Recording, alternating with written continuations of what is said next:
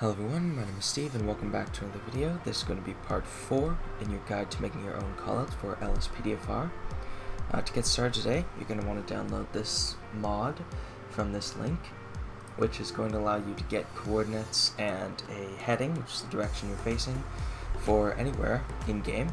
So go ahead and download that. And I'll also leave a link to this page, which is a list of all the various models in the game for pets. So yeah, you can just grab whichever one you want, right click and copy it and use that in your code. So to get started, come over to Callouts, right click, you can go to add class, and we're going to make a new callout. Intoxicated individual, yes, .cs, add.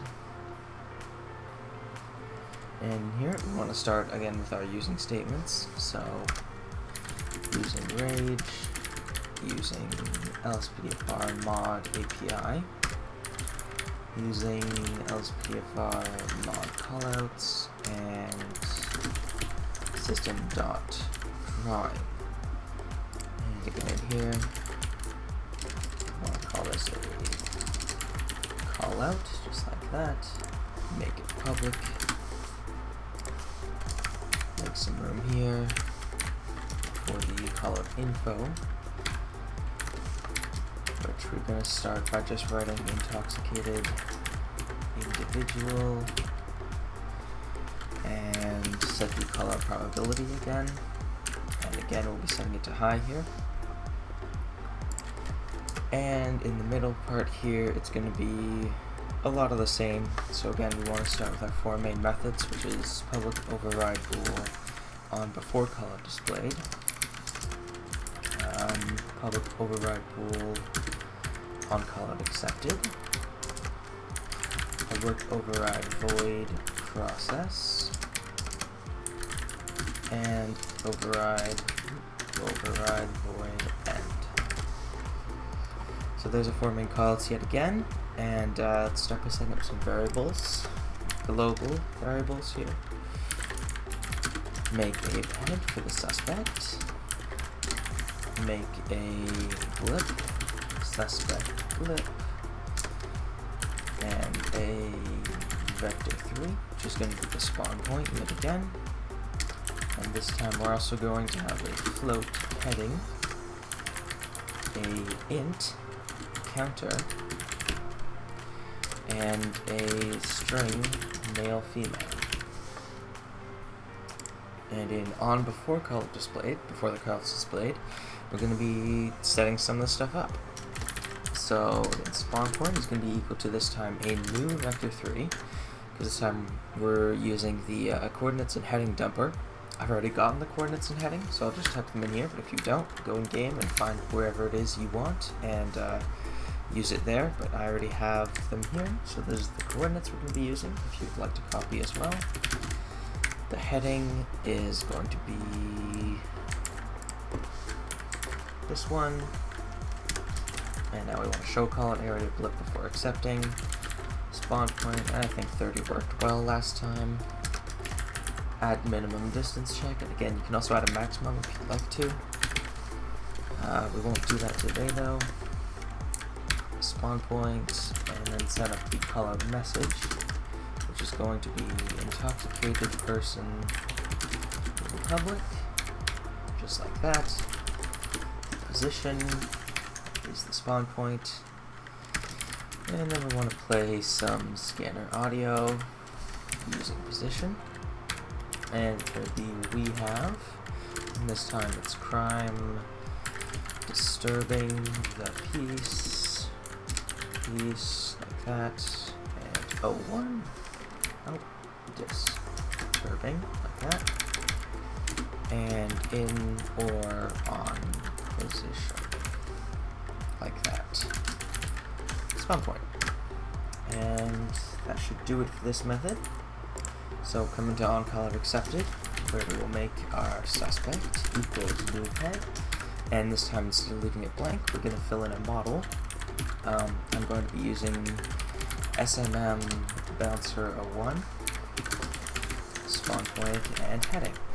This is where they're going to spawn at the exact location we can define up here, and the heading, so the direction they'll be facing. This, I'm pretty sure, is going to be the spawn point is going to be in the parking lot for the U tool.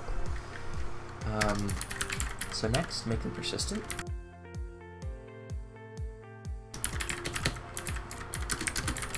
Like that.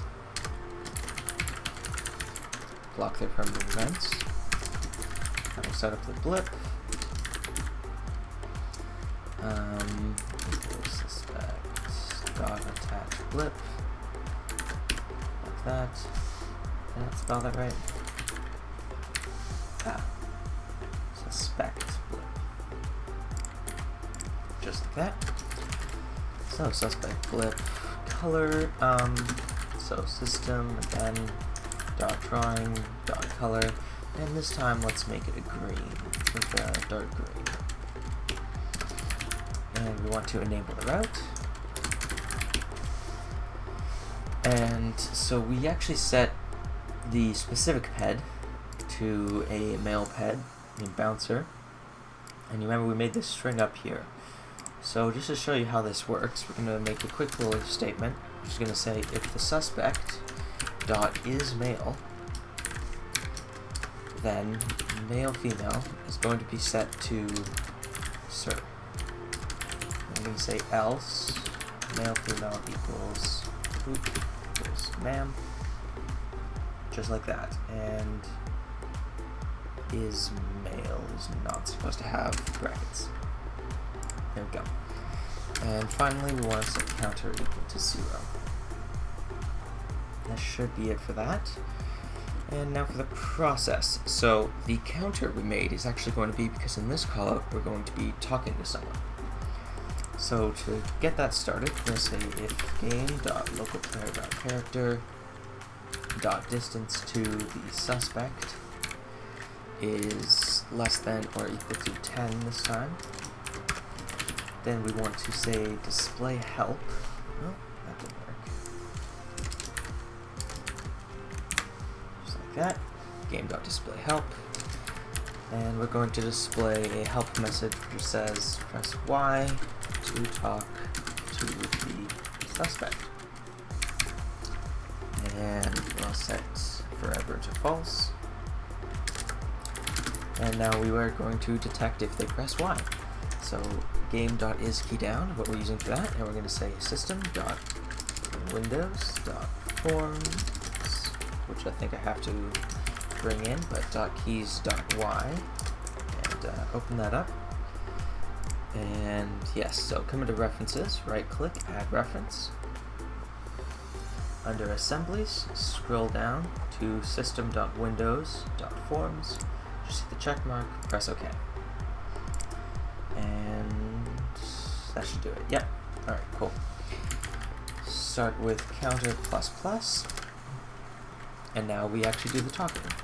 So if the counter is 1, if you only press Y once, game.display subtitle this time, player,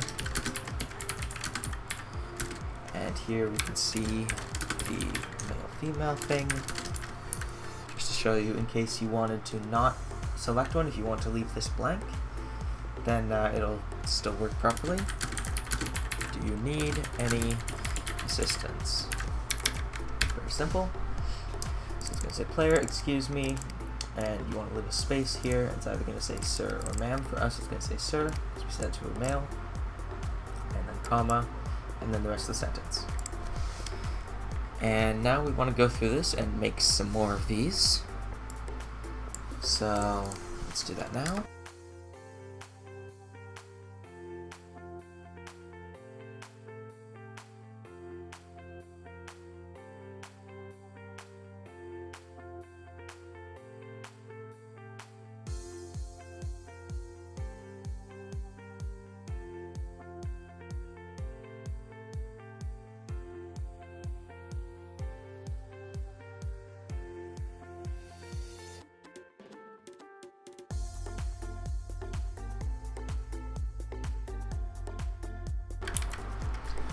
Alright, and with suspect.task.wander, it'll just make them wander around. And finally, we want to close this by saying if counter is greater than or equal to 5. We want to say game.display help, no further speech, or whatever you want to place there. It's completely up to you. So just be if they keep on hitting Y over and over again. So now we want to come outside of this if statement, but remain inside the method here. Go down, make a new line. If suspect.is cuffed, or suspect.is dead, or game.localplayer.character.is dead, or not suspect.exists. So theoretically, what this should do is make it so that if you cuff them, they die. If you die, or if you just send them on their way and dismiss them, it should end the callout for you. So come to end, and we want to write a just very simple cleanup script, which again, the suspect exists, which again they shouldn't, but just in case you want to dismiss them, and do the same thing for the blip. Dot exists. Oops. Then suspect blip dot delete, and then a log trivial at the end here. Just going to say amazing callouts, intoxicated individual cleaned up.